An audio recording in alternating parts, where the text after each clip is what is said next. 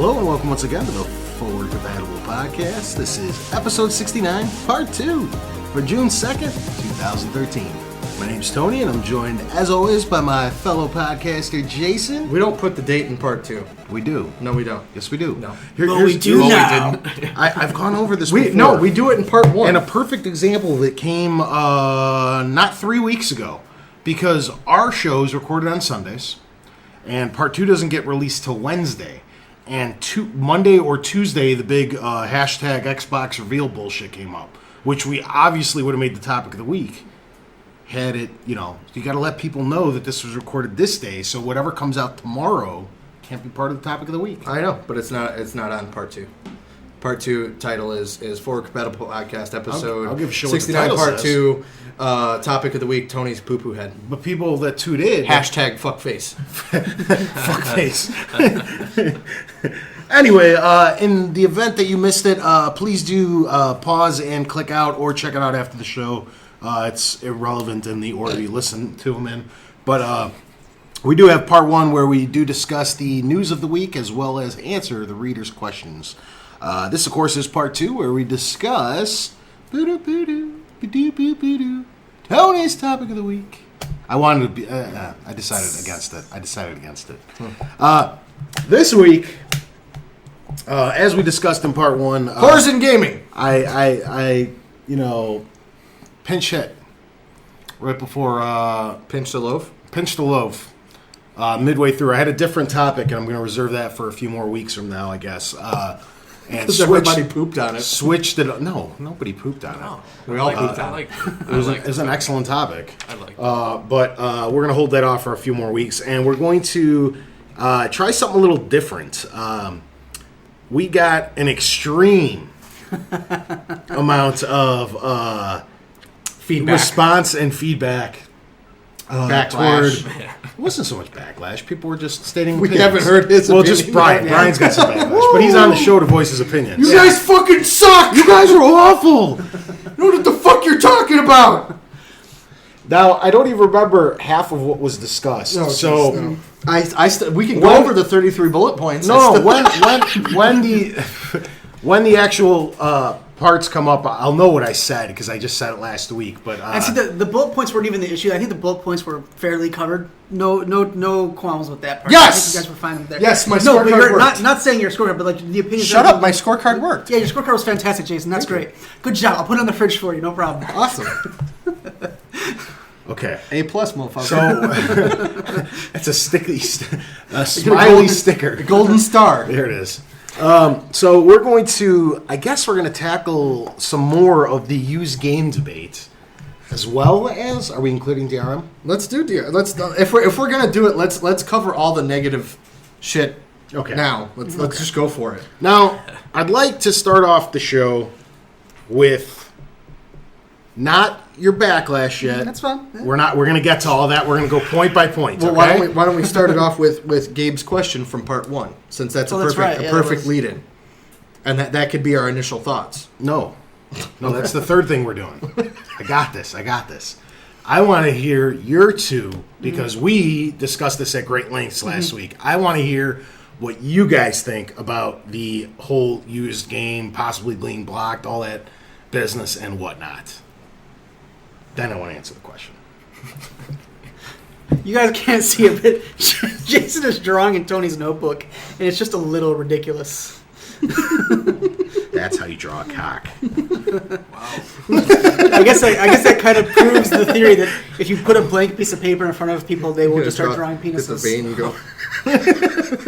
Okay. They gotta be curly. Who's got straight pubes? Who's got straight pubes? So use games. Wait. So your line goes like that? I'm not an artist. It's not a one-to-one representation. He's kind of drawing it medieval style, where it's two-dimensional, and everything's kind of facing the,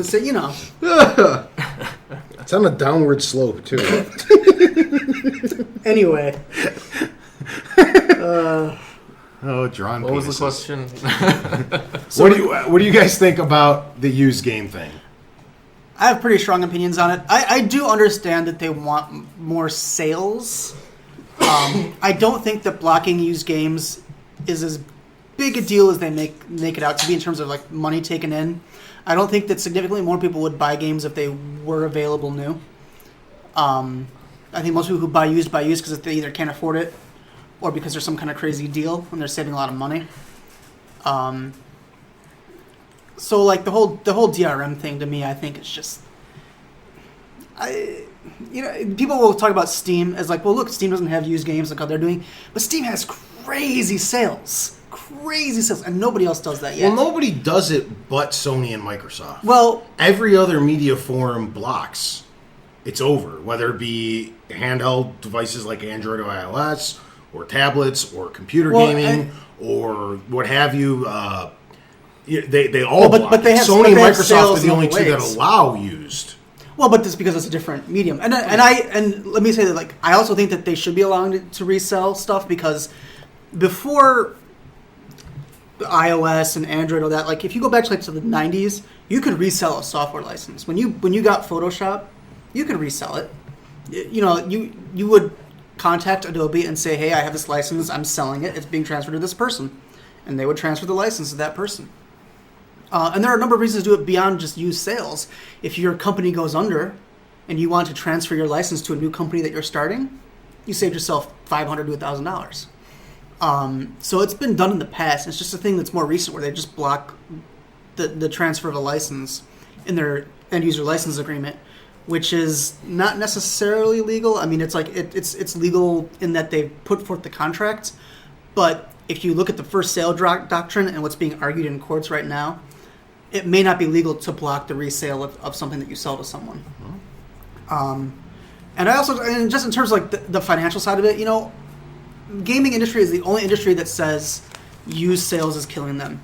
Hollywood's never complained about used sales. Book companies don't complain about used sales. Car companies don't complain about it. It's the only industry where for some reason, even though they still produce the same number of games and they wouldn't produce any more games, like in terms of like copies of games, they still say that used sales are killing them. I just don't buy it. And in terms of a support thing, in terms of like having to support a game like with servers and stuff like that, there's still the same number of games out there. Yeah. If I sell my game, if piracy is different, and piracy is something that they absolutely should be concerned about and fight. But if a person sells their game, wow. They're still going with the... No, we're actually having a conversation. Oh, you're having a conversation? Okay. Yeah.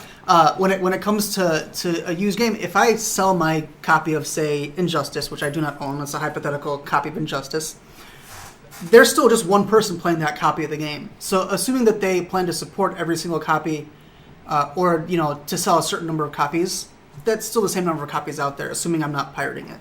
So from that aspect, I don't think it's as big a deal as they make it to be. Okay. So yeah, I just think it's an overblown issue that the industry throws out there as a scapegoat, rather than working on their business models or trying to expand their market. How about yourself, good sir? Whoa. I mean, I'm obviously not too happy about it. I don't like paying full price for my games, but on games that I do play and that I do intend on buying that are day one releases, I mean, if I'm going to go look for it used, it's going to be $5, $10 cheaper. Might as well buy it new anyway. In terms of me reselling it to somebody else, yeah, of course, that's a big part of owning something. Whereas, Steam has all their sales and whatnot. If Microsoft or Sony had those kinds of deals digitally, then this would be a different story. But then you're shafting the retailers, and then there's a whole nother ballgame in that. But lost my train of thought. It happens. I do it constantly. What Microsoft's doing, there's rumors of them charging $35 for a license or whatnot to play a pre-owned game on their system. But at that point, then what's the cost of the game when you buy it? I think that's half the point. Right.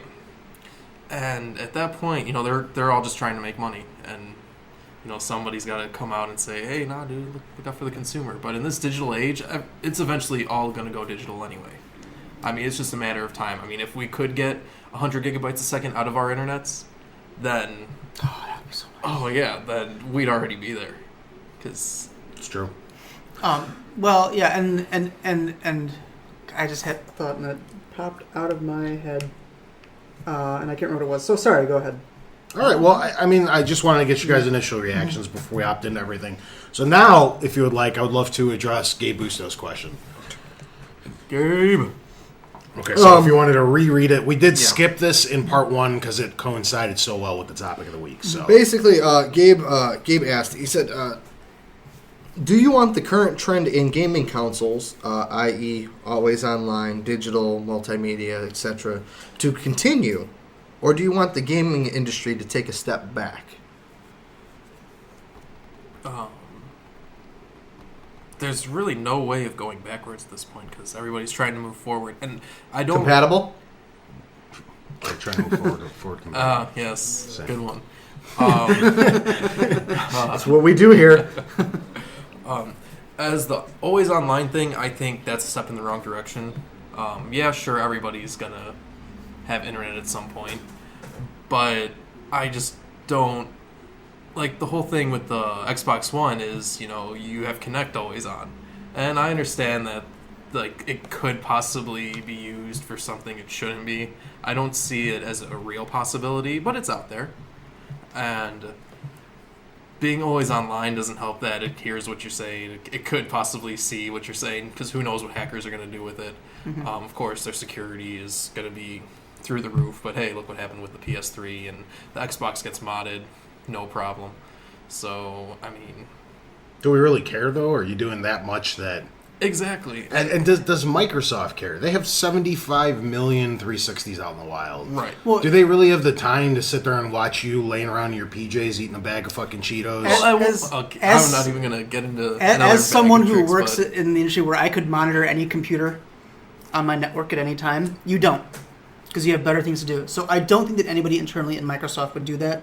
And if they did catch someone do that, I'm sure they'd be fired in an instant. There's also everything around you already has a camera. If you have a smartphone, but the difference is the That's a good point. You're right that everything has a camera. The difference is the Kinect is always on and you can't disable it.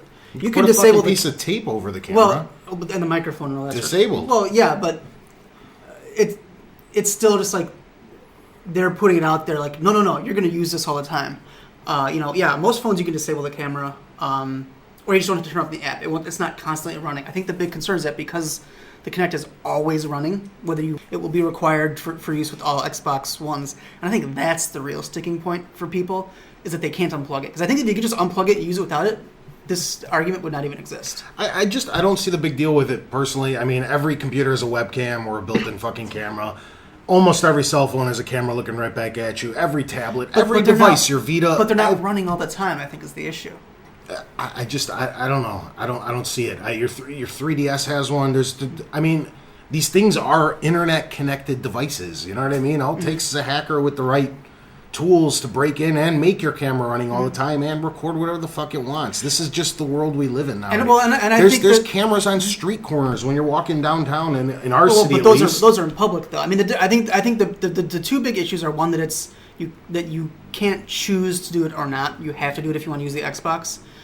I don't think security should be a concern because I don't think the Xbox One's going to be hacked in the way that computers get hacked. How many viruses are on like the 360 and the PS3? There's nothing. There's nothing. There's nothing. I mean, unless you play FIFA 11. Is it like 11?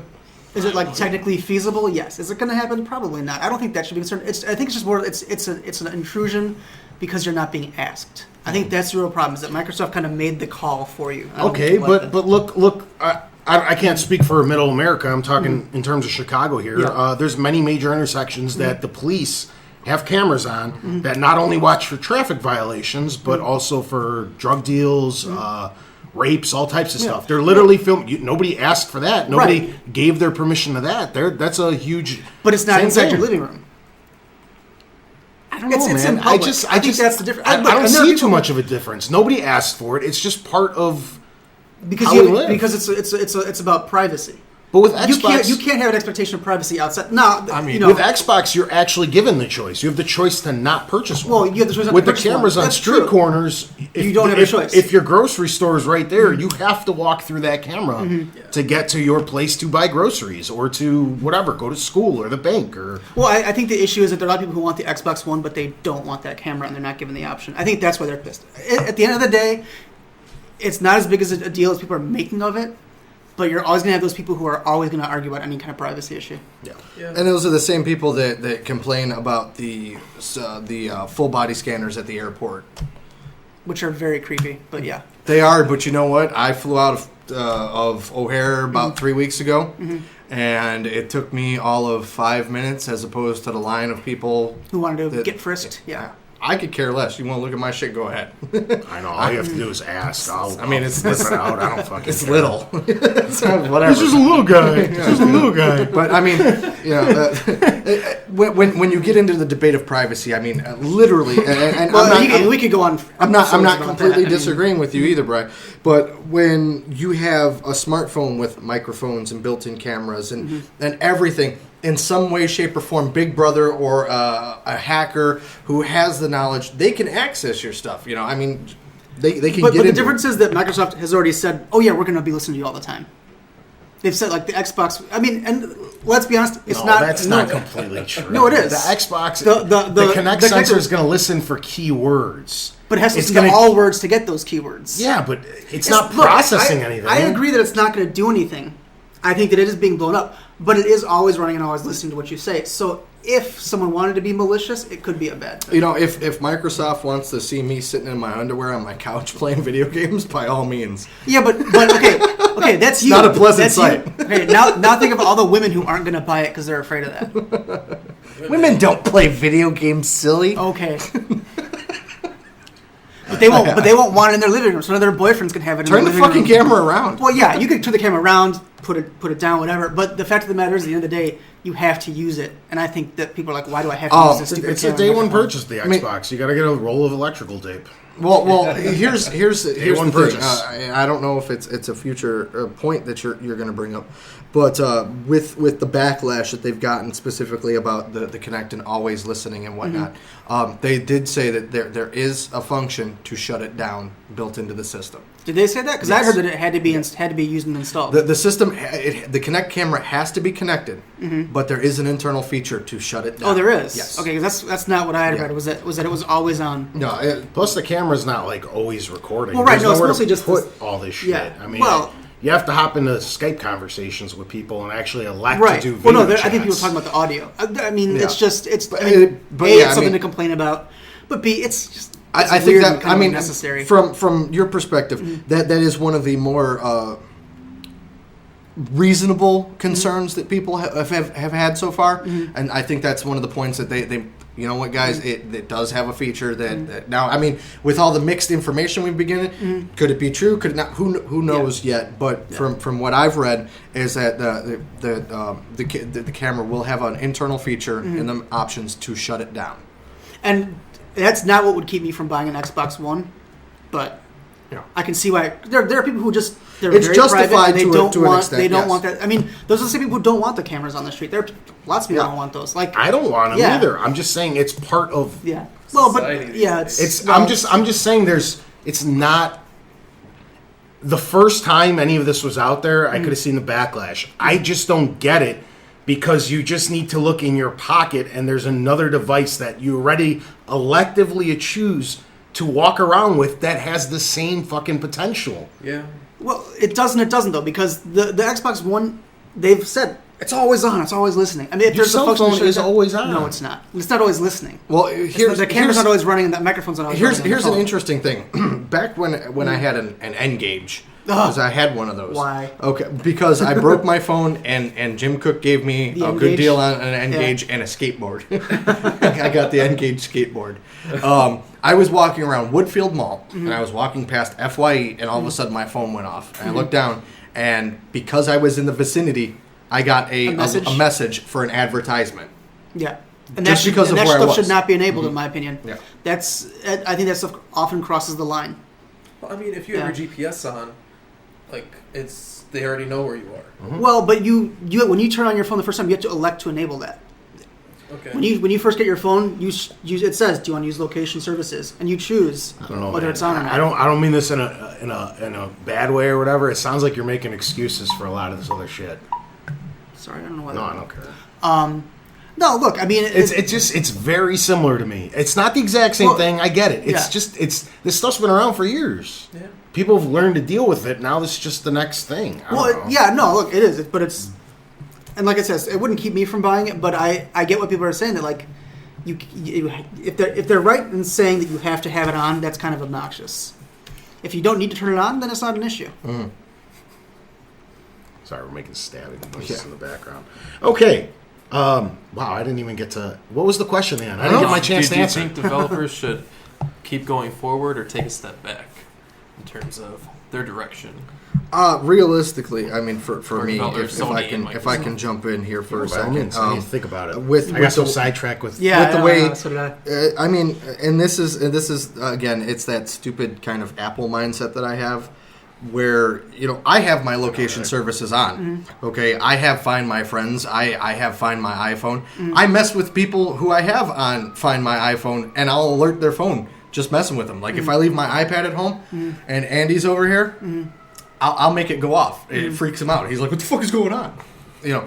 But realistically, for me, again, with the Apple mindset where everything's connected and everything is kind of communicating, even in the regards of like the advancements in the industry, if my Xbox is going to connect to my TV and connect to the internet and sync with everything all together and communicate, I understand the Big Brother theory and everything, but I guess I'm a little bit more caught up with the times.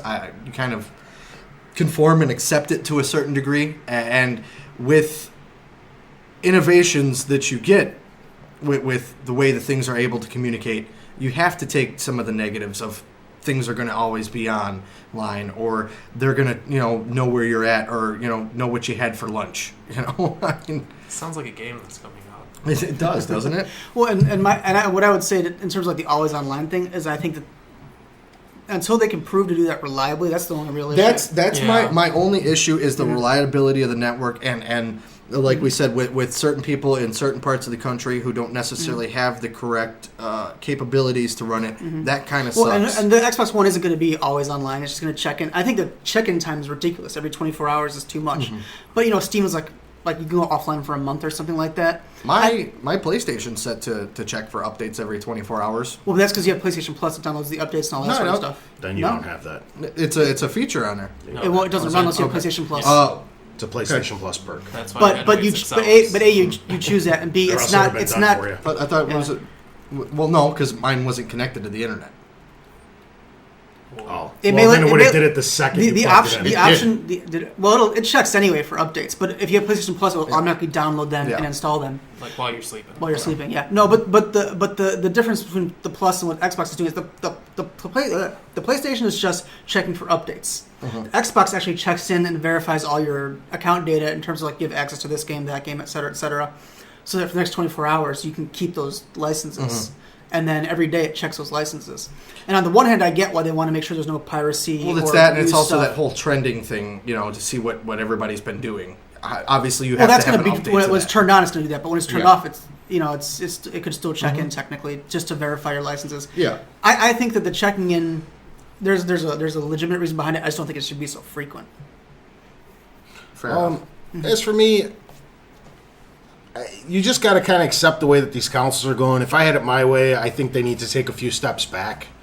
Yeah, 16-bit. They no, not in terms of graphical power. It's just everybody's seeming to forget. Microsoft is at the forefront of this.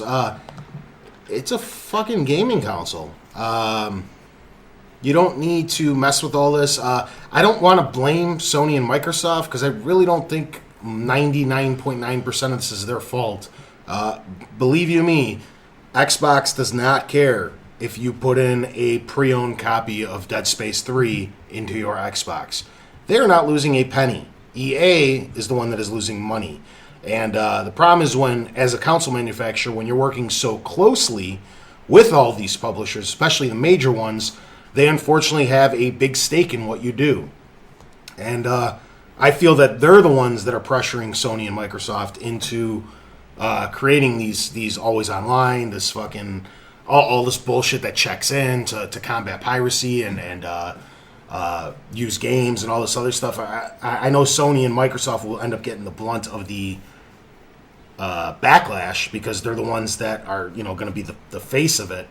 But I also at the same time I feel like they almost have to illegally collude to verify that the other company's doing it. It's half the reason I'm pretty sure Sony's doing this too, because if Microsoft was the only company to do this and Sony waited till next gen, it would be suicide. Mm-hmm. Everybody would run to get the PS4. Mm-hmm. The only way something like this works is if it becomes an industry standard. Yeah, if everyone's in on it. And then you have your only option is to not buy one. Mm-hmm. And then if you want a new gaming console, which I'm assuming most of you listen to the show it's another plus for the Wii U. There's 2 of them now. Yeah. I'm assuming most of you guys want at least one of the next generation consoles. If they both do the exact same thing, the argument becomes invalid because it's an industry standard now. Yeah. It's just part of what's going on. And as John had mentioned earlier, and I'd mentioned in the past as well, all this is really irrelevant. Come next generation, maybe 2. I think it's next gen. Me and Brian have talked about this in the past. I don't know if it was on the show or off air. I think it was on the show. Yeah. Brian thinks it's going to be 2 gens away, right? I can see it happening. 2 generations is 15 years. Yeah, I mean, it could be the next gen, but I think it's more likely to be until internet access becomes more ubiquitous worldwide. Because, like in the U.S., they might be able to pull it off, but if they want to go international, there are other countries where it's just not going to fly yet. Yeah. So, it's either way. It's rapidly approaching where pretty soon all this is done. There is no used game. There is no fucking disc. There is no online pass. This stuff is all irrelevant. You buy stuff digitally, very similar to Steam. Maybe you don't even download it. Hopefully it's all in the cloud on Microsoft and Sony's servers on their end, and you just stream the game much like you do Netflix. You click the title you want to play, and it just starts playing through your internet. And that's the future we're looking at. So there's no more hard drive worries, no more scratching discs, and no more debate on used games because your only option is going to be to buy new. So that's not too far in the future, guys. It's really not. So, I don't want to turn into that dude from Microsoft, but you got to kind of start getting used to it. I don't want to say it. Say it. Deal with it. That has been episode 69, part 2. Okay, so now I noticed we had quite a bit of. No, you know what? Should we hop into Brian's first? Let's go into Brian's. Okay, so I had a few things, and I threw a few notes down. Were these specifically all aimed at me or the conversation? I don't know. I don't remember if it was all you or not. I think it may have been because you were kind of taking the lead on that topic of the week last week. It was mostly you. Okay. But it's not like you're an idiot, Tony, and I can't stand That's exactly what you're fucking saying. Don't lie to these people. Because one of the things the first thing that kind of got to me was when you had said that. There's the blanket statement that you said that where you said Microsoft doesn't owe you anything, and you're right, they don't. But that's not really an excuse to be a dick. Not that they were being, but because I don't know, I just think that's a really bad argument. But beyond all that, let's go one by one. I want a chance to defend myself. Okay, fair enough. I think that the reason people are down on the presentation, talk about how they didn't reveal enough and all that, and you said they don't have to, and you are right in that. But the problem is they made such a huge deal about it. I mean, you see our presentation, but they also flew out all these journalists, or the journalists flew out to them for this big meeting, and they got to touch the controller but not do anything really with it, which is stupid. It vibrated in their hands. Yeah, it vibrated in their hands and they had to put it down. And then they each got a different story from the CEOs of Microsoft about what the thing's going to do, and each one said a different story. So they made a really huge event out of this. And I think that if you look at other industries, and this is kind of, an issue with the video game industry as a whole, and the exact thing I wrote down was, the video game hype machine has its head so far up its own ass, it actually thinks partial reveals will be met with excitement. Because if you look at other industries, like when Apple does a reveal of the iPad or the iPhone, they don't say, it's a phone and other stuff we'll tell you next week. They show the whole thing. When the Galaxy S4 came out, they didn't just say, it's a phone with the camera, it's running Android, stay tuned. I enjoyed the PS4. I see preview. the I PS4, liked it. but the PS4 was more about the games. But they still like the Xbox One was all about the TV feature. And by the way, it's basically them doing Google TV, which has not done well so far. But I just think that if you're going to reveal a product, the expectation is you're going to tell a lot more than they did. I mean, they actually revealed less than Sony in a way, and people were already complaining about Sony not revealing enough. Really? Well, Sony didn't reveal price, they didn't show the console. Well, that was expected, at least for me. Maybe not the console, but the price. If you look at other industries, when they reveal a product, they tell you the price. It's only the gaming industry has this really weird hype thing. Like look at like if you watch like what they do now, where they put a countdown to the countdown. Like Square's done that. Like they'll put a countdown like 24. They won't tell you what it's doing. 24 hours, and they'll start counting down, and then they'll put an image up. Guys, come on. It just I think they're going too far with the hype machine thing, and I think that's why people are starting to backlash against it, because they're kind of just stringing people along, and you can only string people along so far before they get fed up and start freaking out over it. I just look at the whole scenario a little differently, I suppose. I mean, Microsoft, it's clear as day they're not focusing as much on games with this upcoming console. And to me, it almost seems like you have to... Look, anyone who listens to this show knows I've been very hard on Microsoft over the course of the last couple months. And this was the only thing I kind of stuck up for them for in the longest time. Yeah. So I think with their specific route, the way that they're going with this upcoming console, this was the right way to reveal it, because you have to... You don't want to get the diluted showcase at E3, which is your big, showpiece for the whole year. That's your one time to talk about everything you're doing to gamers. You're sort of getting all of that stuff out of the way to... A, they tricked all of us to tuning in. Right? Everybody saw it. And B, it's a way to show people that aren't necessarily going to care about the gaming features something that relates to them, something that may want to draw them into purchasing your console, and they don't give a fuck about the games. I had this story last week. My father, who's never played a video game in his life, was looking back at the game, TV, and he's like, oh my God, that is so cool. My dad was like blown away by that type of technology. But Will you he's pay $500 or $30 plus a monthly subscription for it? No. But I think that's... Sorry, go ahead. The point is that you're showcasing it to a different crowd. They knew we were all going to tune in, but they know we're all going to tune into E3 again, even if it's just to watch them crash and burn more, which I don't think they will. And if you paid attention before the Xbox reveal, first of all, I made this argument last week. They said that this was a console announcement. Nothing more. That's why I was saying the thing where I don't think they owe anybody anything. They just are showcasing a console. That's what they're doing. And they said before the reveal that they're going to do a console reveal, and E3 was where they were going to focus on the games. People have short memories on the internet. They just all exploded and started flaming Microsoft. Microsoft told you before the reveal, we're not going to talk about games. Games is what we're going to focus on at E3, the entire press conference. So they had to take this opportunity to get the dumb shit out of the way. The Kinect, the fucking TV, the, whatever. I don't know. I think they even had to throw in EA in there, because if they got 15 titles to showcase this year, I don't think they're going to have too much time for third parties outside of Call of Duty. So I think that's why they got the EA conference out of the way as well. And it could be that, they just do nothing but games, and that's cool. But as long as 14 of which aren't Kinect games. Yeah. Halo 5 and 14 fucking Kinect games. That is yet to Here's be your seen. 15 exclusives for the next 12 months. Who remembers Grabbed by the Ghoulies? I mean, you bring up valid points. I think that the whole reveal thing that they're doing these days is just they're getting too far into their own hype machines, their own little PR stuff, and they're not realizing that they didn't take some of the criticisms laid against Sony to heart, because the two biggest complaints, they took one of them to heart. They showed the console, whereas Sony didn't. People forgot all that. But they also didn't reveal the price. And if you reveal a price and don't say how much, people assume too much. So I think it's a waiting game. And well, yeah, because Sony didn't reveal it. Go ahead. I mean, it can't be worse than the PS3. It cannot. Well, it could. It $599 US.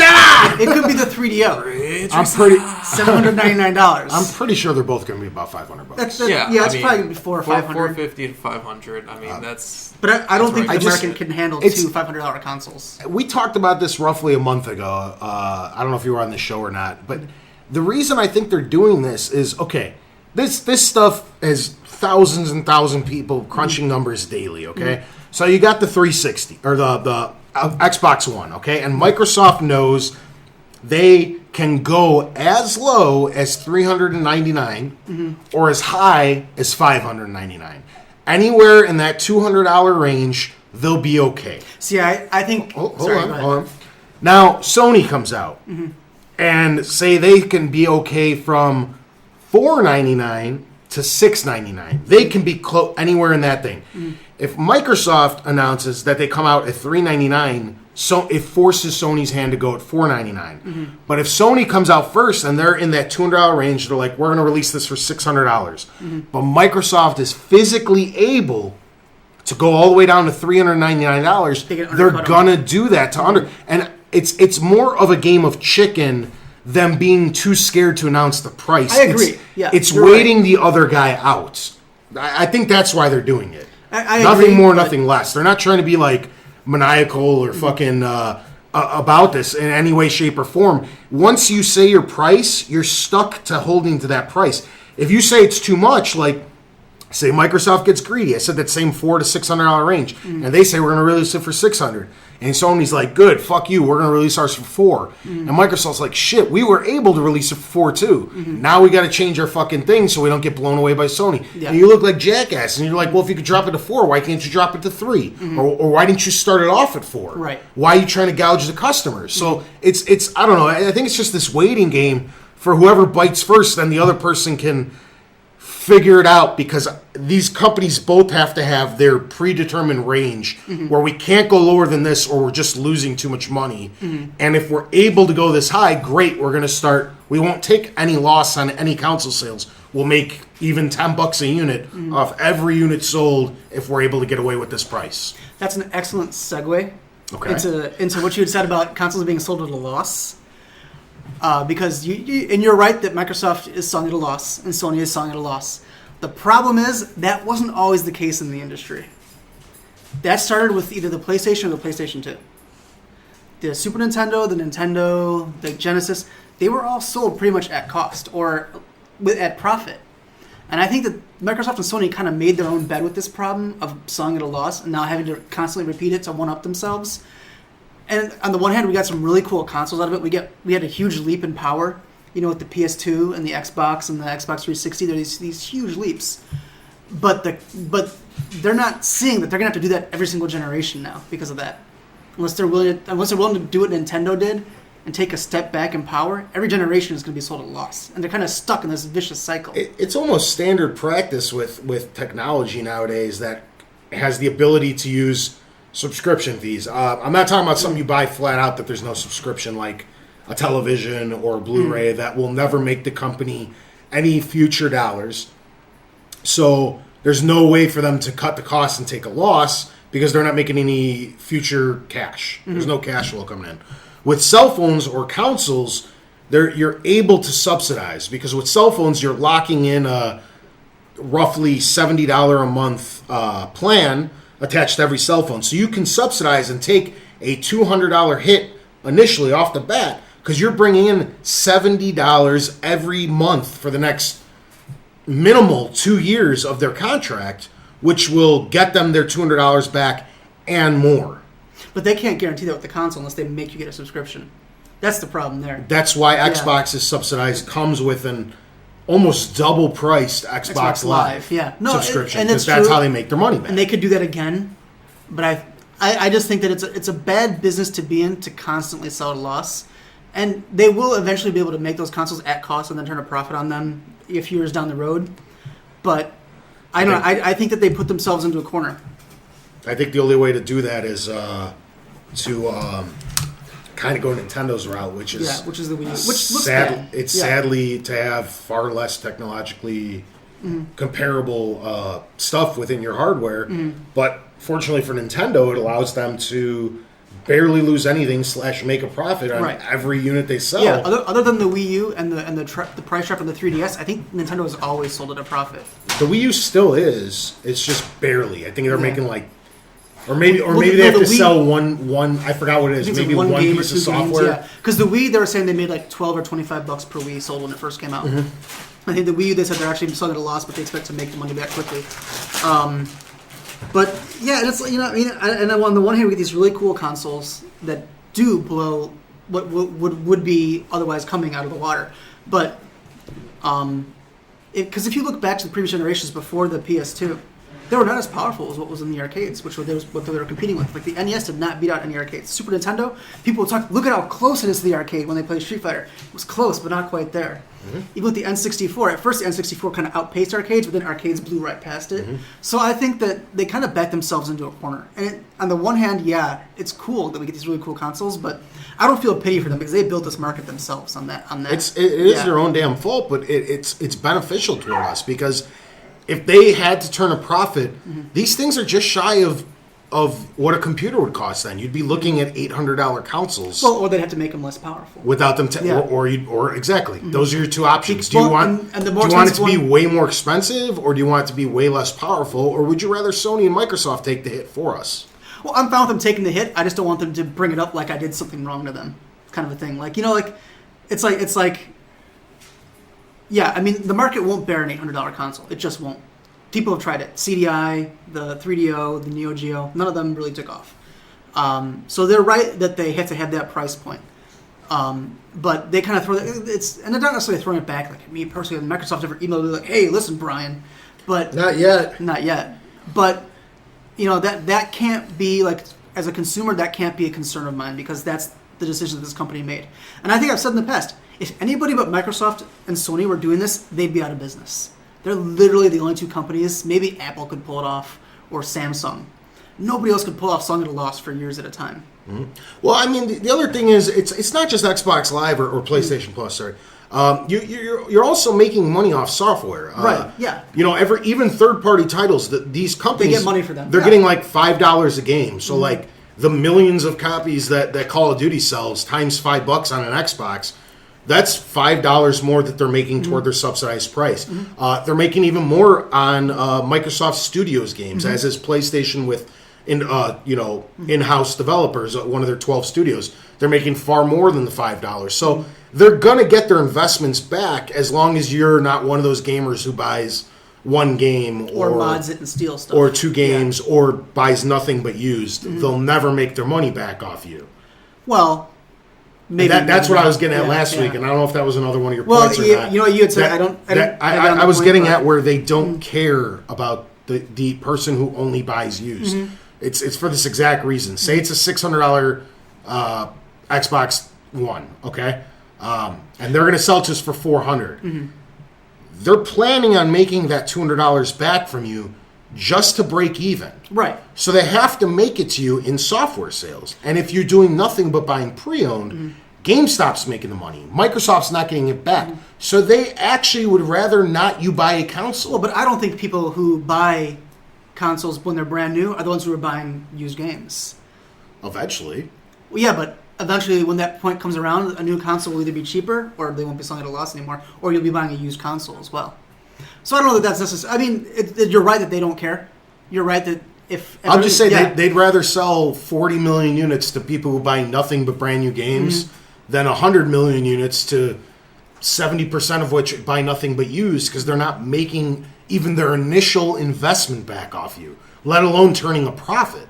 But I don't see. Yeah, no, and you're right if that's the case. But I don't think people that buy a lot of used are rushing out and buying a new Xbox One the day of release. A, because there won't be any used games to buy. Well, yeah. And B, because it'll be $600. Well, we don't know, $400 or $600, and they're going to wait for the price to drop to $300 or $250 before they buy it anyway. And by that, hopefully, the parts get a little cheaper to and manufacture, and the consoles can actually make some money for them. So I think that's less of an issue. I do agree that that's something they have to take into account. So I get it, but And I don't mind. I don't know how my comments came off last week. It didn't sound like anybody was mad. It sounded like everybody was voicing their opinion. Yeah. I'm not trying to offend anyone out there who buys used games. I've bought used games before. Yeah. I'm simply educating you on the way these console manufacturers feel and the way that they look at you. This is not I don't care. Spend your money however you want. You want to save a few bucks buying pre-owned? By all fucking means. That's why they're there. That's why GameStop exists, to cater to you so you could save some money, so you could buy more games. You could trade in the one you don't like and get 2 pre-owned for the same money. That's great. More power to you. I'm just showing you the repercussions of buying nothing but pre-owned for your entire gaming career. This is what's happening to the industry. This is why Mark has to report on a different studio closing every other week. Well, I think there's more to it than that, because there is a way to monetize used. And that's another point I want to get to later. Okay, because there is a way. They found a way. They just aren't doing it very good yet. But I think a lot of these studios are also closing, because they're pushing their employees too hard and people are leaving and going to form their own studios because they get frustrated. And it's like, it's a meat grinder industry. What do you guys think? I haven't heard from you guys in you like guys 10 have been minutes. quiet. I'm playing around on Facebook. Yeah. I'm listening to what you're saying. I'm just kind of absorbing the debate here. I'm honest to God. I'm not just turning into a fan and spectating. It's exactly what it is. I'm more or less spectating, and just hearing it out. I mean, I've been pretty vocal about my thoughts. I mean, realistically, it's regardless of our opinions on it. This is what they're doing. This is the way it's going. At the end of the day, it doesn't matter. There's no option. They're gonna do it. And I said it last week. It's either you conform now and jump on the bandwagon, or you get left behind. I'm not trying to be mean. I understand used. Right now, I work part-time, so financial income very tight. I get that. I know how it is. But a lot of our listeners are under 16. They're not even employed exactly. yet. That's what I'm saying. I'm not advocating you shouldn't be buying pre-owned. I don't care. It doesn't affect me. I'm not a publisher. I'm not a game developer. You're not taking any money out of my pocket. I don't give a shit. I'm just saying the way other people feel. Like, I can see their side of the argument, I guess is what I'm trying to get at. I understand where the publishers and developers and console manufacturers are coming from. I'm well versed in all this. I understand where the losses are coming from. Oh yeah, I sympathize. I get where they're coming from. I understand. I guess it's the same thing that I was saying before. It's that more or less that mindset where you got to get in line with it if you want to continue to have this as a hobby. That's the way it plays. And I think this is where I got frustrated. Is that I think that developers and publishers in particular have taken a very aggressive stance toward used and had this whole like, you're putting us out of business. I don't think used sales puts publishers out of business. I don't see how that's the case, because it's not like they're constantly producing. Keep going, but that brings us perfectly into one of the comments that I wanted to talk about. I mean, could they make more money if people who buy used, I shouldn't call them used people. If people who buy used people, you used piece of shit. I think that they're kind of seeing it like used sales as lost sales, and I don't think that's necessarily the case. I think that there are times where it could be, but they're few and far between, because most people who buy used games are waiting for them to drop to $30 or less. Well, here's the other aspect of that, and I'm going to kind of build off of what you were saying. I know, at least from my experience, when I do pick up a used game, it's because I'm not 100% sure about it. Mm-hmm. Some people have given me positive feedback, some people have given me negative, whatever, so on and so forth. But usually, if I pick up a used game, I have enough interest in it that I want to try it. And then, guess what?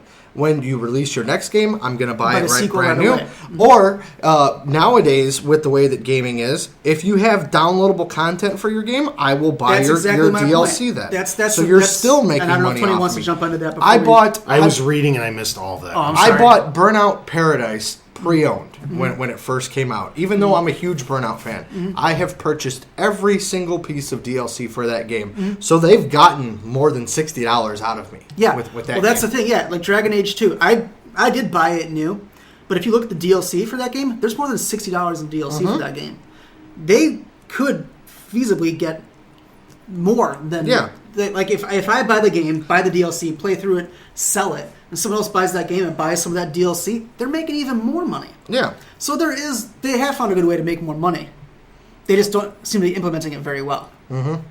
But All you right. were going to say something. I was because we have a lot of comments on this week's YouTube page, and I was trying to find the correct one that segued into this. It's actually from Metro Android. Metro Android. He has this to say about kind of what we were just talking about before you and Jason went into whatever because I wasn't listening, I was reading.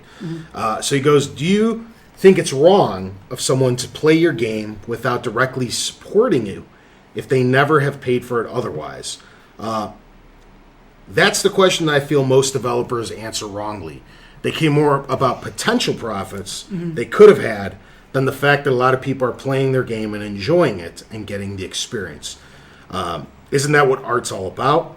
Spreading the message you create to as many people as possible. And then he goes on to say that this is why he mostly only buys indie games. Well, and if you're an indie developer, yes. But if you're EA, no. EA doesn't care if you like the game. EA doesn't care about the message. EA just wants your money. Yes. Jonathan Blow wants you to feel something when you get to the end of Braid. EA wants to feel its bank account get bigger. So it really depends on who the developer and the publisher is, right? Yeah. It's also it's a tale of two heads on this because I know exactly where you're going. I get it. I went back to this story as well last week. I bought Uncharted 1 pre-owned, and because of that, they got new sales out of me for Uncharted 2, 3, and DLC because I fell so in love with that. And that's a lot of money they would have lost out on had they not taken the initial hit on Uncharted 1. But it's also not completely about... I know that the movie industry goes on exactly what he's saying right here, which is they look at pirated films and they're like, look at all this money we lost. This is $20 per DVD times 10 million people. That's a lot of fucking money we lost.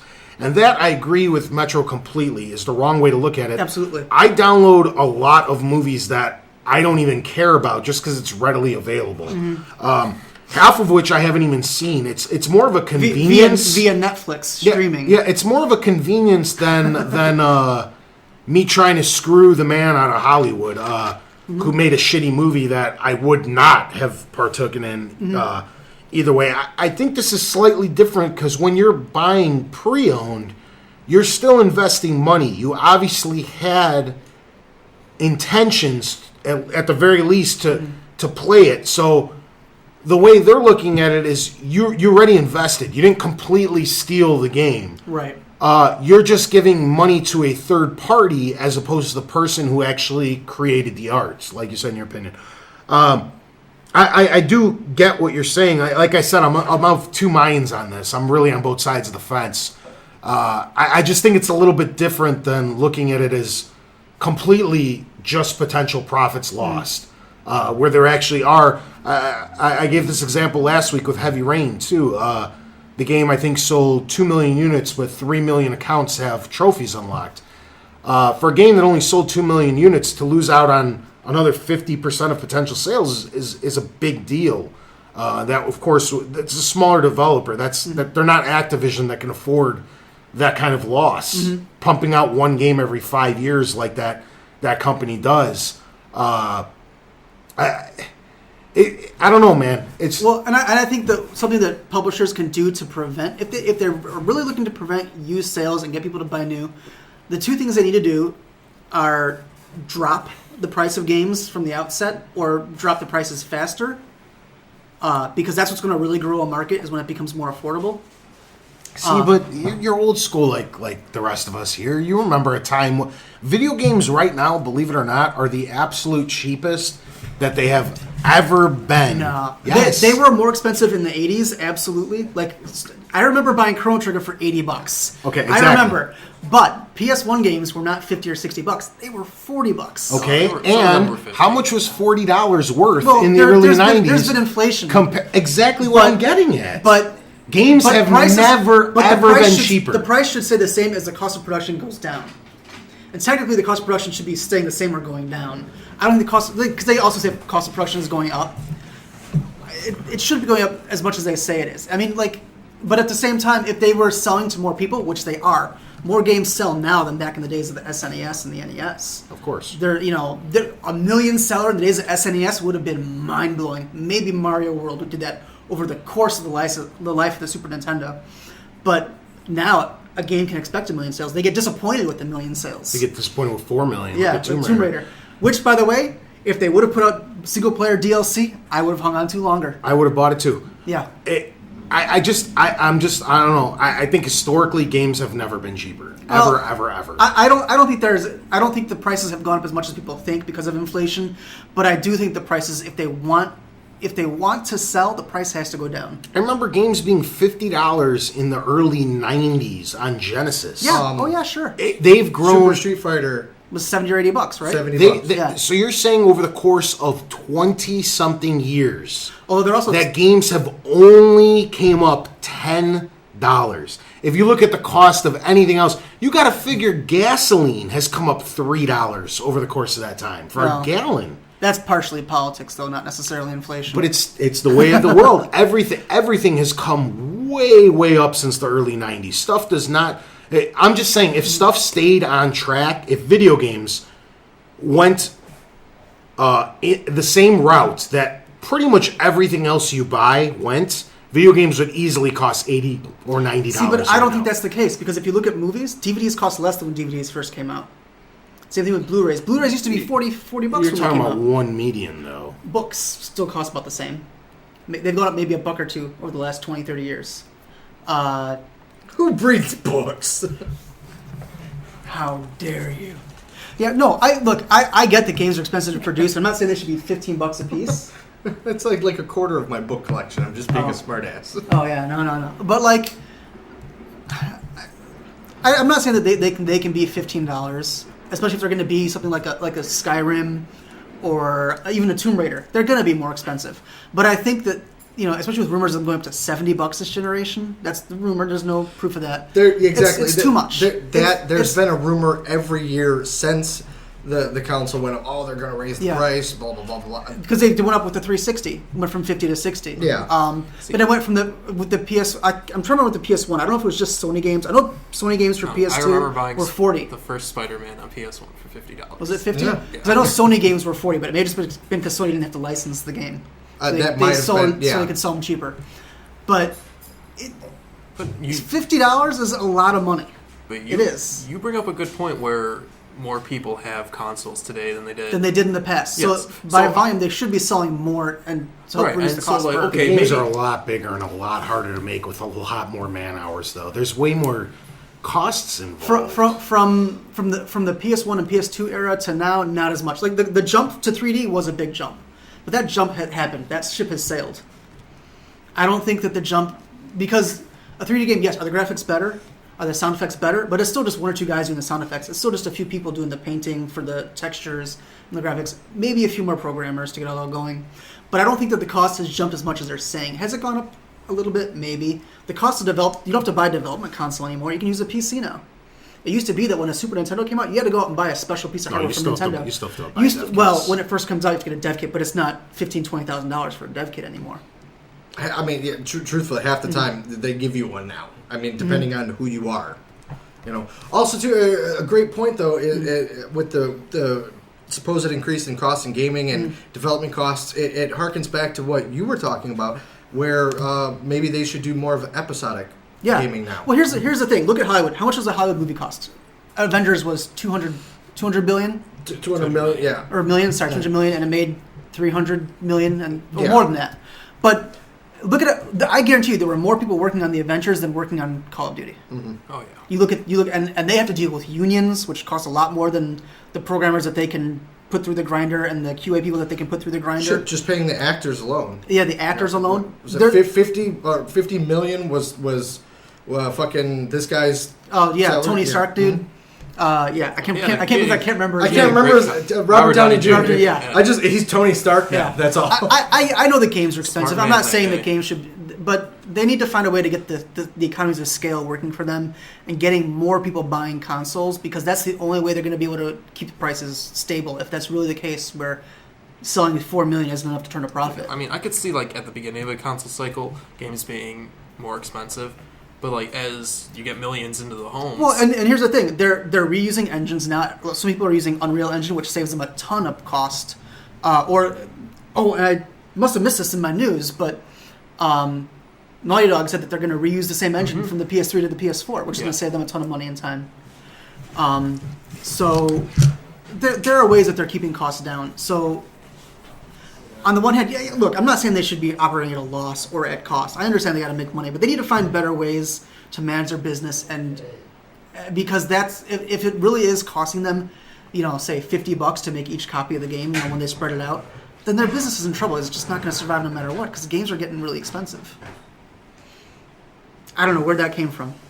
I don't know where we were going with that. I apologize. Fucking A. I actually have another comment. My phone keeps fucking Sleeping? putting the lock screen on, and I keep having to re-scroll because the YouTube app on Android sucks balls. Yeah. YouTube app is a pain on it's on my iPad. It sucks too. It's the only app that doesn't have a volume slider. Sorry. Where the fuck did it You got a go? volume button. Yes, but when I put it in my stand like this, I can't hit the button. Where did the I second know, right? go? That's such a generic design. I have the same problem. Or you hit the button when you don't want to hit the button. Okay. Like taking a poop and all of a sudden it's... This is again for Metro Android. He has, I hate how we live in a world, or shit, I can't read. I hate how we live in an age where the opinion of higher-ups in the world is if you can't afford the information, you don't deserve to have it. And if you try to take this information without paying us for it, you're a horrible person. And he goes on to say it's medieval to say only people who can afford every $60 game new week after week are the only ones who deserve it. Only the rich are allowed to have all the information. I can barely afford used games. Steam is the only way for me to buy games feasibly besides used. This is what I was trying to get at earlier. I get where you're coming from, man. I was young at a time too, saving up for a car. Now you're old. I lied about my age to get my first job so I could buy Super Nintendo games. Yeah, I remember, man. It sucked, dude. The only console I ever had to sell was I rebought it later on in life, but I sold my original NES to be able to afford my Sega Genesis, because there was, at the time, I believe the Sega Genesis was $250, and it came with a copy of Altered Beast or Sonic? Which No, one? I got it like a year after launch. It came with Joe Montana Football in '93, I think. So It was one of the first sports bundles. No, it would have been and before that. I Then, was- because Genesis came out like 89 or 90.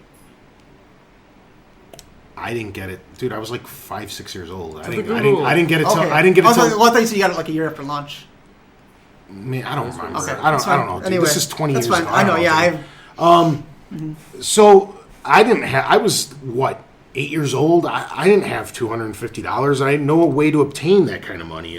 Right. I get it. I had been to. on the corner. I had to make a sacrifice. I got rid of my NES, and then when I got a better paying job later on in life, I reacquired an NES for nostalgia's sake. I get it, man. There's more important things. You can't contribute every penny you make to video gaming. You simply won't survive. Money has to go to food and insurance and cars and savings. And you got a few more years, but you got to start worrying about getting your own place, an apartment or a condo, hookers, cocaine. No, I'm just kidding. But new glass for the meth lab. Yeah, keep going. yeah, but you know, so I get what you're saying, and I understand it. It does look like the higher ups at the companies are all evil, but I don't know, man. With that, I don't know what I can though, say to that. Some of them are, but not all of them. Here, my perspective, and I'm trying to keep a positive outlook on this future, is you'll see, granted, we talked about possible increase in price of games and everything, but I think, and I've mentioned it before, that with the way that everything's going to go, you're going to see, kind of like what Brian was talking about, more episodic games, more indie, and even more now with the consoles kind of trying to, in an early adapt push digital, you'll be able to see, like, hey, you can go to the store and spend $60 on a retail copy of the game, or we're going to give it to you digitally for $40.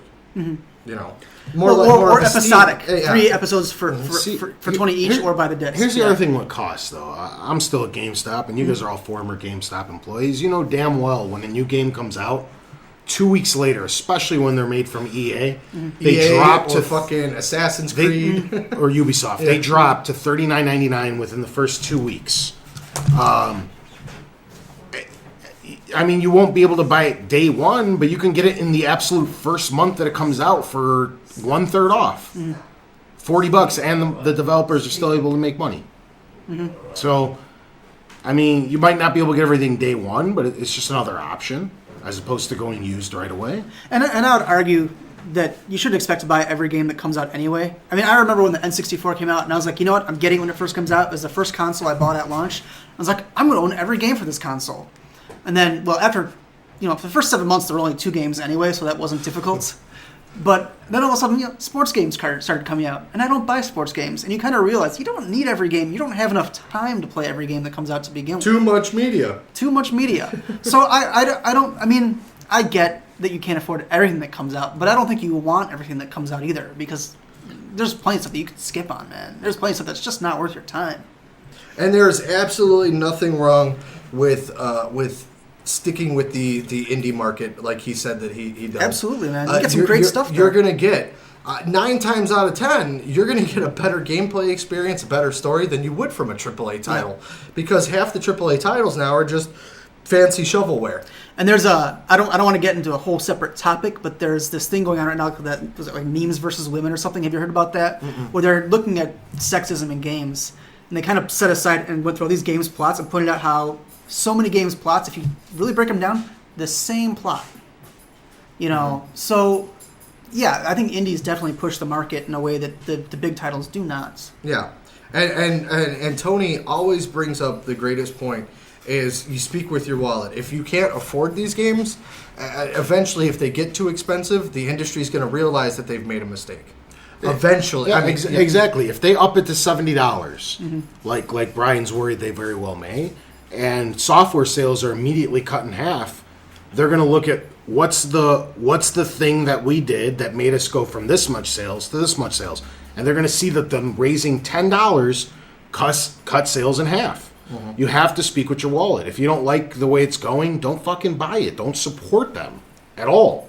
And they'll look at what they did wrong recently, because that's the only thing these companies understand is the bottom line. How much money, how much profit did they produce this year? That's all they're going to hear. And I also like strongly agree with Metro. But on the flip side, you don't have to purchase one of these consoles.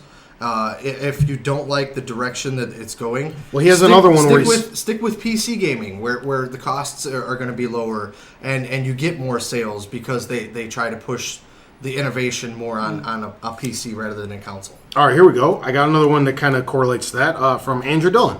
Andrew Dillon! About 60% of my games are used. I go to GameStop sometimes and look in the bargain bin for cheaper games that I may have missed. But I don't want to pay a full $60 on a game that has come out 2 years before. Plus, I don't want to search through eBay to look for a copy that'll actually work. Then he says he feels that used games are needed because he doesn't have a high-paying job. And he also lets us know that he started saving for these consoles months ago. But now I have to buy full games. Not cool. I need to save my money for more. That's what I started doing too, man. I don't know if I give you the idea, which I would love if that's what happened. I've been saving for these 2 consoles for a long time, so I don't have to dish out $1,000 1 week to buy both consoles, because that's going to fucking hurt. I started saving last year. I already got one of them paid off, and by the time they launch, hopefully I'll have the second one saved up, and I can just buy both of them and not even fucking feel it. I hope you blow all your money on hookers and blow. The problem is, I wanted to... I'm being a little, what's the word where you go back on something you said? Hypocritical. There you go. Thank you. If I was to stick with my own advice, I would stay so far away from the Xbox One, it's not even funny. They're doing, so far, everything that I don't want. And if I want to show them that I don't want them to go down this route, I would completely avoid the Xbox One with my wallet, which is my own fucking advice, and I'm not even going to stick with it because I just can't not fucking get one of these 2. Like, how am I going to get on the show and talk to you guys if I don't understand half of what's going on? He's taking the sacrifice for you, is what he's saying. Yeah, but I don't even want to look at it that way because that makes it sound like a cop-out. I mean, is I'm not a even cop-out. listening to my own shit. Like, realistically, I love the direction PS4 is going in way more from what we've seen so far. So it is. It's very hypocritical of me, but, I'm going to buy the Xbox One, but I absolutely hate everything about it. They should be looking at why they sold one less console, and they'll be like, oh, maybe it has to do with Kinect and fucking TV and blocking used games and all this other crap. Maybe we should get rid of that stuff, and we can sell another console to Tony. And if there's 10 more million people out there that do the exact same thing, they're going to be like, why did we sell 75 million units last time, and now we only sold 60 million? You should not buy an Xbox One and buy your Ouya. Mine shipped, but it has not arrived yet. Oh, boo. What do you think, bro? About Anything we've talked about, I don't know. I feel bad like we're kind of whoring up the show. Or monopolizing it, You at the very know, least. honestly, with the amount of money that the console manufacturers put into making these consoles, yeah, sure, 10 million units would make a difference, but then again, that's 10 million people. I mean, people usually don't stick up for things they believe in on a global scale or in mass, to make a change. And that's one of the problems we're going to deal with in this next console cycle, is that we only have two choices, and we're expected to either pick one or eventually Well, and buy you both. also have the uninformed consumer, like children who just beg their parents for something and their parents buy it to shut them up. Or the people who don't realize these things are issues to begin with and just goes out and buys it because they want to play Madden and Call of Duty. Exactly. Or, whatever game they're into. And Call of Duty is like the biggest selling It is. console game. Yeah. And it doesn't matter how much your console is, people are still going to buy it or what it does. As long as, hey, my system plays Call of Duty, this is going to be awesome. Yeah. But, I mean, big picture, I really don't think Microsoft cares that much about losing money, because they know that people are going to buy it. And people know they're going to buy it. Like, even you, Tony, you say, hey, I hate how they're going, but you know what, I'm going to have to get one. I can't just not play Forza 5 and Gears of War 4 and Halo 6. It's just... Yeah. See, and I've been lucky because so far there's nothing that I'm really looking forward to in the future of gaming, which is kind of sad. You're not impressed by the PS4 at all? I'm impressed by the specs, absolutely. I'm impressed from a technical standpoint by both systems. I think the PS4 has done a better job in terms of gaming. Sony made some really good decisions that Microsoft didn't make in terms of memory speed to make it easier to program for. And I think Microsoft's design in terms of having 3 operating systems is ridiculously stupid. But they both have impressive features. And I do want a new console, but there are no games yet. Nothing has been announced. E3 could change that. I love how full circle everybody's come, because I remember when Sony went first. I've been behind both conferences, let the record state. I thought Sony did a better job, but I thought they did a great job before I saw Xboxes. And for what Xbox shows, me personally, I believe they did a good job for what they wanted to do. I think what they showed was interesting, but there's nothing drawing me to either console yet besides better graphics. If you remember, after the PS4 console, they weren't as ruthless as they were after the Xbox conference, but an absolute majority of people were against what Sony had shown for stupid shit like, they didn't show the console, they didn't give us a price. Everybody was hating on it. Now they look back at what Xbox did, and they're like, Sony you know did what? the right thing. Yeah. That Sony conference was pretty okay. Yeah. They did an all right job. It's because Sony revealed more than Microsoft in terms of games, I think. I'm reserving my judgment for E3, because once E3 hits, if Xbox still doesn't show me anything, the claws are coming out. I'm going to start getting upset. But I understand what both these consoles did. This is what I was trying to get at. These were merely console reveals. Nobody owes you games or footage, or they didn't say that any of that shit was coming. You're right, but I think that when you reveal a product, you shouldn't hold anything back. I think they would have been better off. Look, Sony didn't need to announce anything, and if Sony hadn't announced anything, I don't think Microsoft would have. They could have both waited for E3. But E3, you're sharing the spotlight. This way, you're giving they could have yourself done it a week before. They always do conferences before E3 starts anyway, so they could have revealed a week or two before. I think they could have put off more if they were waiting to reveal, and I don't think they're waiting on that much. I think they're just kind of playing chicken, like you said. I don't think it's good practice to reveal so little and expect people to be excited. I think the fanboys will get excited, but the average public will be like, that's really cool, but how much is it going to cost me? That's really cool, but what games am I going to buy for this? And I think that's why do I need this product? Why do I need this? Oh, great, it's an extra TiVo. great. I've already paid a monthly subscription for my cable box. I don't need a second one. So I think that's where the backlash realistically could come from. There are some people who are just going to jump on it no matter what because they hate the internet hates stuff. Yeah. But I think that when you leave, it's what it's for, as Kevin Smith told us years ago. But I think that the fact that they kept some. It's a way for people to share pornography and bitch about movies. Yeah, it is. And video games. And video games. It's what it is. So yeah, I have to say, like right now, nothing's drawing me to either one as a day one purchase. Will I probably buy one or two at some point? I may, but I definitely have to wait for E3. All right, let's go. We're going totally out of order here. What's something else that I said that struck a chord with you? The only other thing that I think. He's like, let me try. How else did I piss you off? The only other thing that got to me was when you guys were talking about Xbox Live being a good value. I totally think it's a ripoff. What? He's taking off. I think Xbox Live is a ripoff, not because it doesn't offer a service that might be worth money, but because those same services in so many ways are offered for free elsewhere. If you were just paying for matchmaking, you might have an argument. The problem I have with Xbox Live is that they want you to pay for gold, for Netflix, for Hulu, for sometimes access to games. I think they may have cut out the access to games too, but for a while, if you didn't have Xbox Live Gold, you had to wait to buy some games and stuff like that. That's ridiculous. That's why I stopped paying for Gold. Because when I got my PS3, I didn't need it for Netflix. I didn't need it for any kind of movie viewing stuff. And I don't play a lot online, so the only thing that Xbox offers that the PS3 didn't was probably a better community. But I don't think those are worth money, necessarily. All those services, like does Microsoft do a good job of tying it together? Yes, but you can do the same thing on a PC with Skype or with whatever in-game chat thing they offered, which is still free. Don't forget about your ads. Yeah, well, that's the other thing. Thank you for reminding me. If you're going to charge me a monthly fee, you should not be showing me ads. It's why I don't pay for Hulu Plus. But how do you compare it to cable? You pay $50 a month for cable, but there's commercials. Here's the difference. Well, if you're paying for HBO, that's premium. It's cable. premium. Here's how Who's cable, to say Xbox can come with a $9 a month plan with no ads? The way cable came around back in the day when you paid for cable, you weren't paying for those channels. I got a smirky remark for everything, don't I? Such an asshole. I play devil's advocate with everything. Listen, it's a common misconception that when you pay for cable, you're paying for all those channels.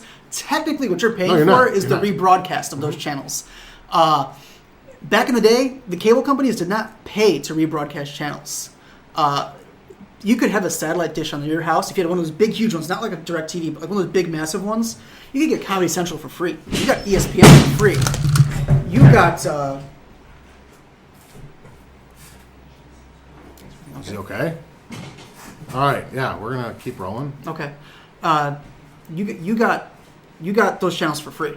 Mm-hmm. The reason they had commercials is because they were broadcasting, and they needed to make money. So if you had your free dish, you got those channels. Yeah. And if you didn't have that big old dish in the backyard that cost several $100,000, you had to pay someone else to rebroadcast those channels to you. So you were paying for the rebroadcast of those channels that are technically free. So that's changed in recent years because now Viacom is bundling stuff and ESPN bundles stuff. Yeah, now you're basically... a lot of people have the idea that they want to go a la carte, which would never ever work because unfortunately... Well, it would work, but you wouldn't get so many channels. No, because the best stuff, like the only way, like I'm just gonna these aren't tied because I don't know exactly who owns what. Okay, but most people would want ESPN. Okay, most people, I think not you personally. 50% of people would get ESPN. But to get ESPN on your cable account, you have to take Golf Channel. You have to take they bundle them together. True TV and BET and shit that brings in smaller ratings. Then you want Comcast Sportsnet. Well, along with that, you have to take the Cooking Channel and TLC. And then you want History. Well, you have to take this. And that's what causes your cable package to become what it is. Because there's only like 7 or 8 providers who own 7 or 8 channels that they're like, if you want our one premium station, you have to include these. And it used to be because of digital. That part of the reason that this happened is because of digital. Back before there was digital TV, there were only like 100 channels that were available on cable. So people would fight to get onto their cable stream. Yeah, now there's thousands. Now that there's thousands, it's not as big of a deal. We should probably move off TV, though. Yeah, but I'm just saying, like, in terms of why there are commercials in cable TV, Yeah. it's because you're not paying for the channel. You're paying for, I mean, you are now, but originally it was because you were paying for a rebroadcast, not for the channel stuff. And same thing with the internet. Like, yeah, you pay for internet and you get ads on the sites, but those ads pay for the site. Xbox Live, as like someone who works with servers and works at, I build 40 some odd servers a year, sometimes more. They're not that much upkeep once they're built and put together. It's not as expensive as they're making it out to be. Does it cost money? Yes, but the ads. I'm sorry, if I'm paying a monthly fee, I don't want to see an ad unless there's a really good reason. And with cable, they're kind of losing that reason. And with gaming, with Xbox Live, I should like try your PS. How many ads are on your PS4? Until you go into the store, none. I don't mind the ads because I don't pay attention to them on Xbox. I can't tell you what any ad has said in the last 6 months on my Xbox, and I am on my Xbox every day. I know exactly the ad corners in the lower right-hand corner. But it's not just the lower right-hand corner. The whole, except for the first left side. It's always the right-hand corner. All those things are. There's one little video ad. Those other panels. I was just on my Xbox the other day. Everything like when you log in, when you unless you have it boot a game right away, the first like 3 is like Pinboard, My Games, and another thing. Then the rest of that thing was all ads. What's new on the market? But it's for games. But they don't have to throw all that. They could. First of all, they could make better use of that space. Like, if you look at the old Blade interface and how much more information you got from the Blade interface. Well, I agree. The Xbox dashboard's atrocious nowadays. It is. But you got no argument here, bro. Once you go into the store, throw ads. What's new? I want to know when I'm looking for a game what's new. But if I'm not looking for a game, if I just want to play a game or listen to a music or watch a movie, that should all be on the main screen. But when your Xbox boots, unplug your Xbox from the internet and see how much faster it boots up because you don't have ads running. When you sit and you're waiting for your Xbox to start up, that's them loading the ads. It would be a better experience if you weren't waiting for that. But at the end of the day, what comes to me is like they're making money off of me, and I'm not getting anything for it. I'm not gonna lie. Xbox Live, I still think it's a great value for the $3 a month. It really breaks down to when you think of it, pennies a day. But you could use that to help children and. Well, no one's doing that. Let's be honest. I'm not gonna lie. This kind of brings everything all your points in full circle. Mm-hmm. It has become less and less attractive over the course of this past generation. Mm-hmm. When Xbox Live first launched, it was amazing and well worth every penny. You're also looking at it after the fact. Mm-hmm. Xbox was the first one that got Netflix streaming. Yeah. Nobody else had that. So your computer had it. Your Roku box. Yeah, but you couldn't watch it like in that same capacity. They do the integration. You get the integration. Okay. That, yeah. The thing is, you're looking at it now, 4 years removed after the fact that, now I can just as easily watch it on my PS3 or my Wii. Mm-hmm. You're forgetting that was part of Xbox Gold. You had it exclusively on Xbox for like a year. And then when Sony and Nintendo finally got it, you had to insert a disc. To access Netflix. And Xbox never had any of that. They were just like, don't worry, it works. Mm-hmm. That's what you're paying for. Mm-hmm. And I know HBO Go, you have a separate subscription. Mm-hmm. You can't even access HBO Go anywhere but Xbox Live. Same thing with Xfinity or the ESPN app. Mm-hmm. So I know what you're saying, like, this is gay. Why do I have to pay for stuff twice? Mm-hmm. But you got to look at the evolution of Xbox Live. Xbox Live, when it started, they were the pioneers with all this stuff. They were the ones that incorporated it under the Xbox Live umbrella where everybody else was latecomers. Mm-hmm. And sure, they don't charge you the Xbox Live fee, but you ought to wait a couple extra years to even have the same access to it. Yeah, but that was then and this is now. That's what I'm saying. Yeah. You're looking after the fact, though. You got to look at the evolution. But here's the thing. I mean, we won't know until it comes out, but if the PS4 offers Netflix and all that stuff on it, and it's free, and the Xbox wants you to pay... Xbox Live is not going free. No, it's not. But that's what I'm saying. Like... I could see paying for some of the if they improve matchmaking or they improve. I don't think their community is that great on either one. I'm tired of listening to racial slurs and other nonsense. I don't even wear a headset anymore if I play online. It's part of the fun, man. It's stupid. Fuck your mouth. I feel like my intelligence is being insulted, and I don't like that when I talk. But like those extra services, I think should be free on Xbox at this point. I can see why they may have charged for it back when they were the only game in town, but they're not the only game in town anymore. But see, it's another way. It kind of goes back to what we were saying. It's another way to subsidize. It's another reason to recoup. But that's what the ads should be then. Why They're double dipping. Why wouldn't they? They're a corporation with they can, but like you said, vote with your dollars.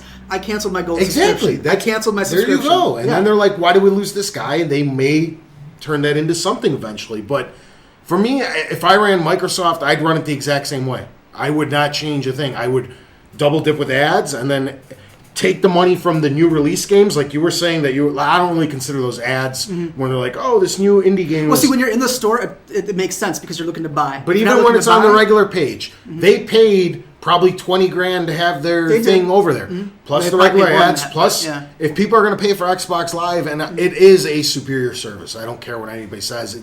It's more stable to me than even PC gaming. Or at least it's easier to get in games. I have a quick question that I want to throw out there. And would you rather have the ads on the home screen in the, I guess, almost, I get it, it's cluttered, but almost a non-invasive way where you can just scroll past it? Or would you rather have them pre-built into games, previews, like a movie?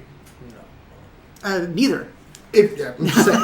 Well, I mean, it's the same thing. The movie industry, you go and you pay $20 for you and somebody else to go see a movie. You have to essentially sit through ads.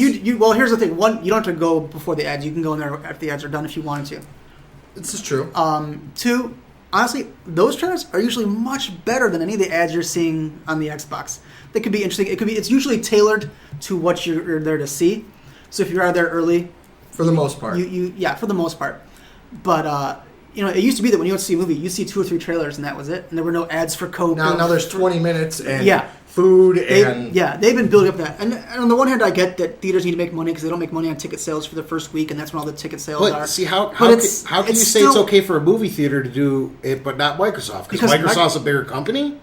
With more accessible money? That's not fair. You're not going to a movie theater every day where your you're consoles... Not. Your console is a daily thing, an everyday thing, if I fire up my iPad or my computer or anything, I don't see an ad unless I'm getting a free service in exchange for it. And that's not the case with the Xbox. I'm not getting any free service with the Xbox at all. See, because I was playing NHL 13 online the other day, and before every game, when it loads up, it gives you an ad for Progressive. Yeah, that's ridiculous. That's ridiculous. And I understand it, when the new consoles come out, the next thing that I want them to have is no loading screens. That would be mind-blowing. And there are ways to integrate ads where it's not a big deal. Like, when you're playing a sports game, you expect to see ads all over the stadium. Oh, yeah. If you are playing a game and it's in the city, you could have billboards in the city. As long as they're not stupid, it can work. But Burger King and Need for Speed. Yeah, I mean, the problem is that what they'll do is they'll sell every billboard in the city at the same company. And you're like, come on, guys. It kind of breaks the experience a bit. There are ways to do it that are more elegant than just every time you turn on your Xbox, a tiny little video plays in the corner. It's just, and you have to wait waiting for ads to load is, unless you're getting something for it. Ads in general were about subsidizing, and it's not subsidizing on the Xbox. When you buy like a magazine or something, it's about making more profit. It's about making more money. Yeah. But as far as I'm concerned, that's A-okay with me. If you want to make money, that's fine. If it means Microsoft as a whole is going to be able to look at the financial woes that Sony's experienced as of late. Maybe if they charged for their service and even 50 out of the 75 million PS3 owners would dish out that same $3 or $4 a month. Maybe that would bring in the hundreds of millions of dollars extra to keep them in the fucking, on a positive notice, as opposed to losing money every month and worrying about the future stability. We might not see a PlayStation 6 because Sony may go under, whereas I guarantee you there'll be an Xbox 6 because of Microsoft taking these extra steps to ensure their longevity as a company. I don't know. I just, in general, in my opinion, for advertising is always going to be, unless it's subsidizing something, it shouldn't be there. That's just my general opinion of advertising. If I'm not getting something out of it, and my time is being taken up by something that I don't want, I should be getting something in return. That's all. I gotcha. Okay. I'm not saying they can't do it. It's just that it has to. Did you have another point you wanted to bring up? No, we covered everything else. We're good. I got my shit out. I'll be going all over the place. I'm looking at it right in time for your stupid hockey game. Stupid hockey game. The fucking Blackhawks are beating the shit out of my LA Kings. I love it. I got 7 more minutes before I have to leave. All right. So there's we didn't get to any of my bullet points. I'm sorry. Who cares? No, it's okay. But I did want to do one or two of them. No. So I wanted to talk a little bit about resale What about it? possibilities with the next gen system, because like the- I know Mas brought up an excellent point, and there may be other ways. I know you were alluding to the industry should find other ways, because I know this ties into what I was saying last week too, with cars and books and stuff of that sort. Those industries have found a way around used sales where dealerships, instead of bitching and moaning and sticking their head in the sand and just crying about used automotive sales, found a way to make money off used sales, and they started offering them themselves. Books did something similar. There's ways to combat the used thing and actually turn it into a benefit, a profit. Well, books are just so cheap that they don't really worry about it. But yeah, But with the automotive industry decided a long time ago, instead of just bitching and moaning about pre-owned auto sales, they'd figure a way around it and started offering the used sales themselves.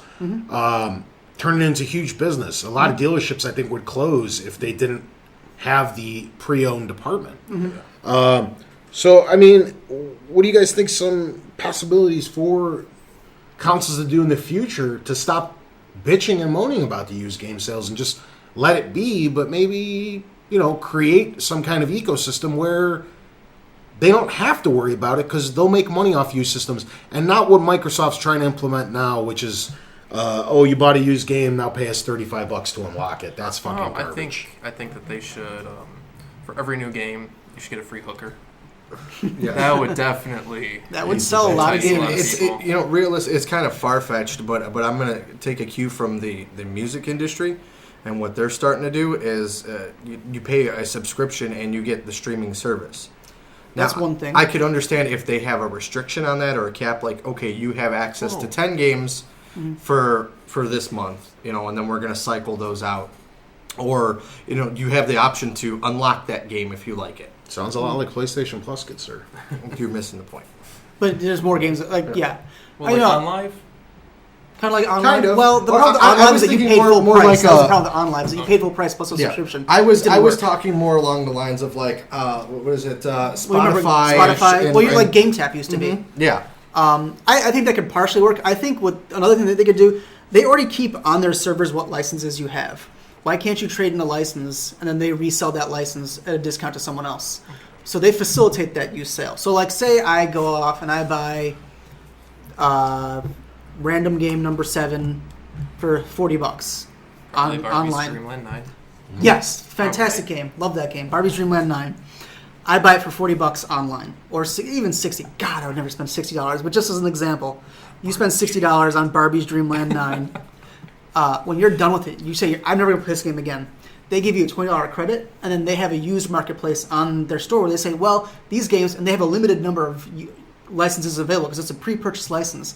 So you get a $20 credit, and then they resell that used license for $40. So you get $20 back, and then they resell for $40, or maybe a different amount. I'm just throwing a number out there. Another interesting route that they could take is give these things a de facto shelf life. This just came to me. It probably wouldn't work. I'm just spitballing ideas here. It might sound like stupid when I actually spit it out, but say each game came with 3 codes. Okay? And the industry formed a unified, this is what this game is worth during its different stages throughout its life. When it's brand new, it's $60, and you use up one of the codes. Okay? The second person who owns it cannot pay more than $40, and 10 automatically would go straight to the person who created it. And there'd be a tracking system to let you know which tier you're on with that video game, if it's been used once, twice, or 3 times. The final time, the manufacturer would get an additional $10, and the last code would be utilized, and the game would become worthless for the 4th person. It can never be transferred again. Once the 3 titles are eaten up, the game becomes a paperweight for the 4th person. Something like that, where you wouldn't worry because the 3rd person buying it, if they know they want to hang on to it forever, they can pick up a pre-owned game for $20, and 10 goes to the manufacturer, 5 goes to the used game retailer, and 5 is what that person traded it in for, so that was an initial loss, and everybody's kind of happy. If you have eBay, Amazon, Best Buy, and GameStop all collaborate and say this is what a pre-owned game is worth depending on its tier, I don't know. The only problem I have with that one is that the prices might be set by manufacturer too much. I don't know. It's one idea. It's definitely something that would. I literally just came up with that. I think that there's some form of that would be useful, like or where they say like, well, when a game is brand new, it's this much, and after it's been out for X amount of time, the value drops. So they're going to drop the new price, which is going to drop the used price, or which will entice people to keep buying it new.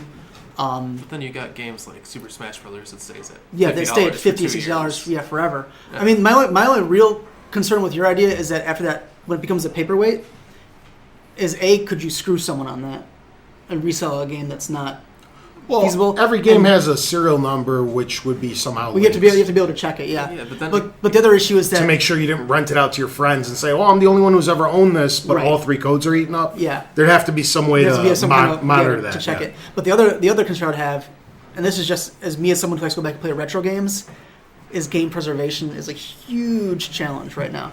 Just in terms of like multiple consoles, online servers going down, and games being unplayable after that. We don't talk about that. I'd hate to add a third thing that can destroy a game from being replayed in the future. And then it kind of kills the supply and demand too. Whereas, like you could find all these old retro games at used shops and whatnot. And digital does that in a lot of ways on its own. There's no like supply and demand for a CD, like a song.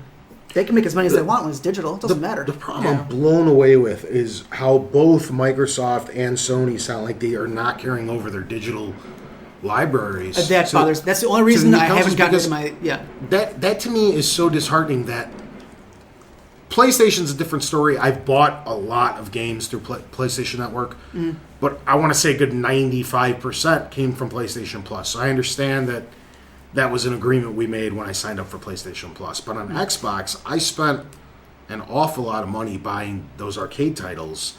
And if they just decide to stop supporting it or shut down the servers without there being a way for me to access those, okay, you got timeless classics like, Ninja Turtles that I rebought on the 360 so we could all play it over Xbox Live. I know it was only like $5 or whatever, but do I have to re-spend that on the Xbox One just to access a game that I already have? Nintendo did this the right way. It's one of the few things they've done right. With the Wii U, if you bought a game on the Wii, you have to re-buy it on the Wii U, but you pay like $1 or $1.50. It should be free though. Well, but they add more features to it. Okay, so they add the Nintendo play on the screen. Yeah. Whereas you could take the Wii version and run it in the Wii compatibility mode for no extra money. Yeah. But if you buy the Wii U version, you get to play on the screen on the little Wii U It's kind of like how Rock Band had the Pro Guitar feature, which came out later. Yeah. You could upgrade your song for $1 extra. My concern is that from a standpoint of moving these games to the new consoles, they have to be not necessarily reprogrammed, but ported. It should be... I don't want to say it should be easy, because programming is not easy, but Microsoft is probably going to use a lot of the same development tools and the same APIs on the Xbox One as they use on the Xbox 360, because they did that with the Xbox original.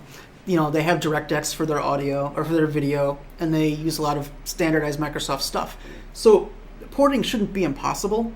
There's some... It should be really easy. I understand on the Sony side because they're completely different. The cell processor versus now they're going more toward the Xbox side of things with their... with the x86. And I also think Sony's going to rectify everything. I honest to God believe that's what Gaikai's for. I think there's going to be some sort of secondary subscription fee. I think you're right. That allows you full access. Not every single game at all times. I think it's going to be similar to what Jason was saying. Maybe you pay $5 a month and it'll give you these 20 games spread out between PS1, PS2, and PS3 that you have unlimited access to for 3 months. They cycle it over, and now you're allowed access to another 20. On top of that, like maybe they have a buy it option Yeah. where you can then download it for an Keep additional it. $5. Yeah. Or not download it. Downloading may not be possible, but you have the license so you can go back and play it whenever Yeah, you I mean, want. however Yeah. they But need to, that's how to keep PlayStation that. Plus works right now. But with Yeah. Xbox, it's so asinine. Those three are so similarly constructed. I know they're, over a decade apart in physical hardware, but they're all on that same line of thought. Well, It shouldn't be that complicated. The crazy thing is, well, the Xbox 360 is a completely different architecture from the original and the Xbox One in terms of the processor. It's very different. So I get that part of things. But one, the Xbox original and the Xbox One are both x86. So from that standpoint, from that standpoint, they're very similar. You know, obviously the PlayStation 1 is way more, or Xbox One is way more powerful. But the Xbox 360, yeah, there's an architecture difference. But unless people were writing directly to the hardware, which I don't know how much they were doing of, a lot of it, they use this thing in programming called an API, Application Program Interface, where they don't necessarily say 10111001. That's what they used to do, you know, and I'm simplifying it a great deal. But they'll instead say, you know, play this song, draw this character, perform this action. And those commands might change between consoles, but Microsoft is known for keeping things backward compatible on the PC side like crazy. And I'm really surprised they don't have anything online to make that stuff work on the Xbox One. I just have a hard time believing. I know I don't know as much about the tech side as you do. I have a hard time believing that my 360 was able to run a 1989 game in Teenage Mutant Ninja Turtles, and this brand new Xbox One that does all this crazy shit can't run an that NES same game. No, you're right. To me, that's insanity. Yeah. I'm not talking about full $60 games, which suck that you're losing those too. Like if you were to buy Red Dead Redemption digitally only or something, that sucks that you're losing that. I don't buy full games digitally. I buy full games on disc. I'm talking about arcade games. Are you kidding? The Xbox One can't run Retro City Rampage? Like, to me, that's crazy. It should be able to. No, and a lot of it will depend on. Yeah, a lot of it will depend on how the game is programmed. There are technically games. I was really surprised that the Xbox Live indie games aren't moving over, because the Xbox Live indie games are made in this environment called XB. I can't remember. It's XB something, XBN or something, where it's specifically designed to work on Windows and on the Xbox. The Xbox One, they're saying, is running Windows. So why can't all the games on Xbox indie games work on the Xbox One? You have stuff like Cthulhu Saves the World, the Penny Arcade, the third Penny Arcade, the Penny Arcade game. They were all designed using this particular platform that Microsoft touted as being easily portable and translatable. Why aren't those being moved over? And yeah, I mean, Microsoft is usually known for doing a good job of porting stuff over, and it's really surprising that the Xbox One doesn't play those arcade games. I agree. Rock on.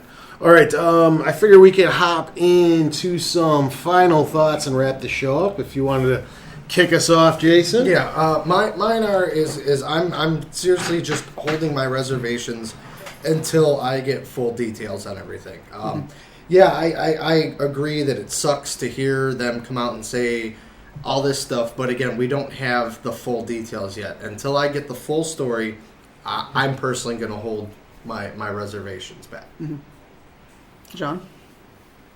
I'm buying a PS4. I already know that. E3 will answer a lot of questions, but you guys already knew that. In terms of the whole Tony's doing blow in the bathroom. used game thing, What? just gotta wait and see about it. Don't get too hyped up about it or overzealous. Yeah, just wait. Yeah. But you got to give them a little bit of the benefit. Yeah, they had to announce something. It's easy to bitch and true. complain, but you know what? I'm great at it. I'm wonderful at it. You remember how Jim used to yell at me. Jim is I guess all of our former boss, me, Jason, except for Tony. Jim would always give me crap because I could complain about anything if you give me 5 minutes. I can make it happen. I admit it. But sorry, go ahead. Go ahead. I'm done. I know I have to reserve my judgment until more comes out. Right now, I'm leaning more toward the PS4 just because I'm not interested in the media box. I built my own media server at home, and it's this guy. It's awesome. Oh. Watch out, we got a badass over here. Thanks, Neil. The Xbox stuff, it looks interesting, but it doesn't appeal to me. But we'll see. They could announce a game that just blows me away, and I have to have it. So I don't want to make some kind of blanket statement that I'll never buy it. But right now, the way things are going, I might switch. This is the most shocking thing I'll ever say. I might go PC. For me, I know we touched base on it last week. I think the reveal press conference, whatever the hell you want to call it, their focus was kind of backwards with everything. I loved everything that they said about the the cable box and all that stuff. I love all that. I want to see it in actual action first because cable boxes, all the ones I've used, are slow. It doesn't matter how fast the Xbox One is. If that cable box is slow, you're waiting on that cable box. But I mean, for me personally, I loved everything that they've shown, and we talked about that. Having to be able to see my friends list while I'm watching, MasterChef. That shit is all awesome as long as it doesn't take away from the original Xbox. If this is truly a 360 that's more powerful, that does all this extra shit on the side, that's fine. I still love my 360. No, I don't utilize my Kinect, or I don't even own one. No, I don't utilize 50% of the stupid services that they throw at me, but I don't care because at its core, the 360 does what it's supposed to do. And if the Xbox One carries that tradition on as well as the PS4, that's great. It does cable, it does fucking motion tracking, it does all this shit that I don't care about, but I don't mind because all the shit I do care about is still fucking there. My closing thoughts on the used game debate, I'm sure this will come up many more times throughout the life of this podcast. It's just, I guess to sum it all up, I feel for everyone out there that is forced, I guess, to... Why are you shaking your head no? No, you don't. Yeah, I do. I remember I still pick up pre-owned games here and there, and I remember a time when Where's I was my copy of Brutal Legend? solely dependent on pre-owned games. It wasn't that long ago. There's nothing wrong with it at all. It's fine. What the hell was that? Fallen. Oh, okay. She had an itch. It's just maybe mentally prepare yourselves for the future because we're not that far away from a time where pre-owned games aren't an option. It's coming. It may not be next gen. It may not be in 2 gens, but we're not very far away from a time where everything is very similar to Steam, and it very well may bring down the pricing of new games because people don't have to worry about that extra shit. You may get similar things to the crazy Steam sales on Xbox and PSN. PSN's actually replicating it decently right now. They're not as low as Steam, but they're getting do some good sales. That's very, true. very cheap. So we were even talking about the one that Xbox did a month or two ago, where a ton of games were on sale, and I bought 2 or 3 of them. They're finally starting to get the message, and it's just start thinking about it because the used game market won't be around forever. So it sucks. Everything sucks about it, but it's the way it's going to be, and it's like I forgot who said it, but I mean if you want to continue playing the most modern stuff in this industry, it sucks, but it's something you're going to kind of have to get used to. I don't know how to... Cross your fingers for license transfer. Yeah, that's the only thing you can hope for. Mm-hmm. There might be a good workaround in the future, but it all remains to be seen. So, that being said, thanks for tuning in, guys. This has been episode 69, part 2. 69. Thanks for tuning in, guys. Catch us next week, same time, same place.